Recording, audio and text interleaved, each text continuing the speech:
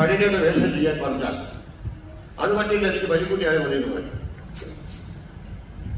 പരിക്കുട്ടിയാൽ അയൽ ചെയ്യുമ്പോൾ ഞാൻ ഈ പണി 15 വർഷത്തിലാണ് ഞാൻ പണി ചെയ്തെത്തുള്ളൂ. പക്ഷെ സത്യമാഷ് ചെമ്മീൻ വായിച്ചു.